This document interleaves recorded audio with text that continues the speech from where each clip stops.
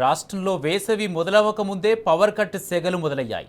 సాధారణంగా ఏప్రిల్, మే నెలల్లో ఉండే విద్యుత్ కోతలు ఈ ఏడాది ఫిబ్రవరి నుంచే నగరాన్ని పలకరిస్తుండటంతో సామాన్య ప్రజలు ఇబ్బంది పడుతున్నారు. దీనిపై సోషల్ మీడియా వేదికగా ముఖ్యంగా ఎక్స్లో నెటిజన్లు పెడుతున్న పోస్టులు ఇప్పుడు హాట్ టాపిక్గా మారాయి.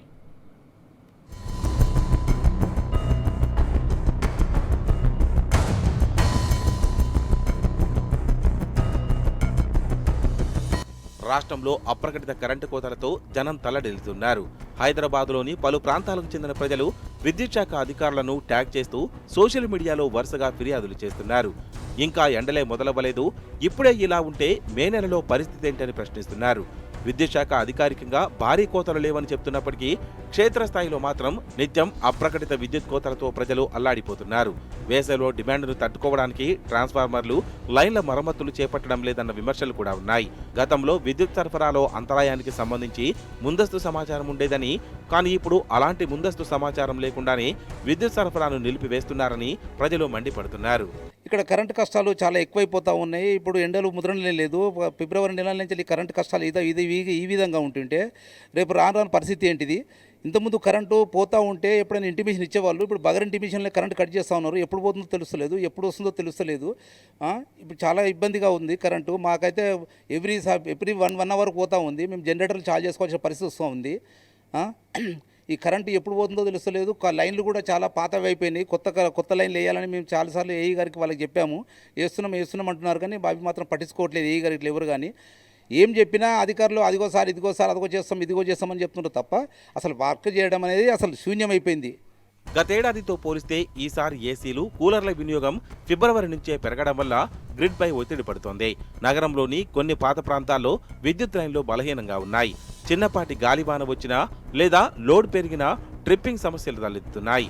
అప్రకటిత కరెంటు కోతలతో విద్యుత్ శాఖ అధికారులను అడిగితే దాటవేత ధోరణి అవలంబిస్తున్నారని, ఎప్పుడు వస్తుందో చెప్పలేమని అంటున్నారని మండిపడుతున్నారు ప్రజలు.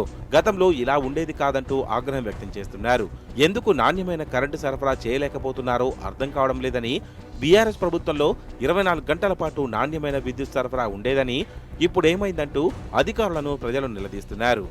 గత సంవత్సర కాలం నుంచి మరి శ్రీరామనగర్ కాలనీ కాదు, ఈ సూరారం ఏరియాలో కూడా విపరీతంగా పవర్ కట్ అనేది జరుగుతూ ఉంది.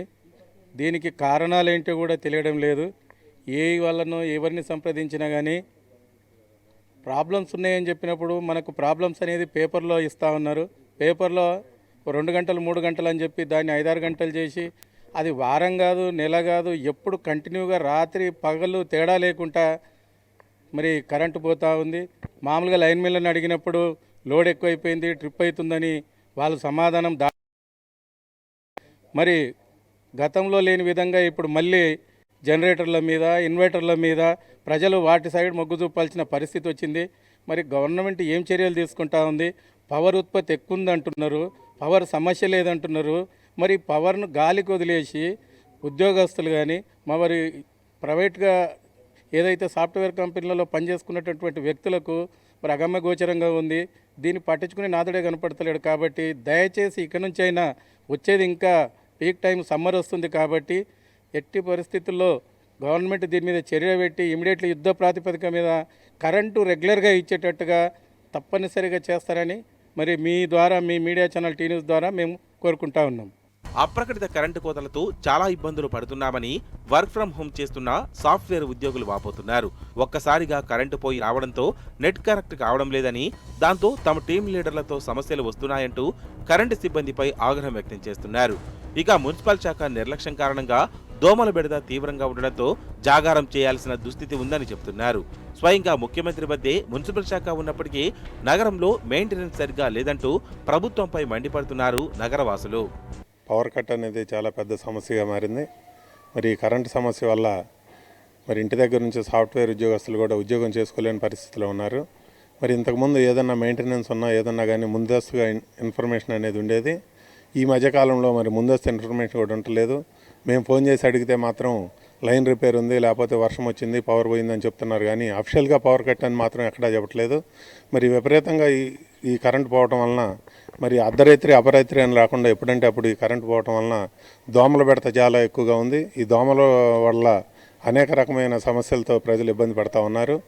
మరి ఈ సమస్య మీద మేము ఏఈ గారికి మరి అలాగే మా లోకల్ లైన్మెన్ గారికి ఎవరిని ప్రశ్నించినా కానీ ఎవరికి వాళ్ళే దాటవేత ధోరణిలో సమాధానం ఇస్తున్నారు తప్ప అఫిషియల్గా పవర్ కటింగ్ ఉందా లేదంటే మెయింటెనెన్స్ ఉందా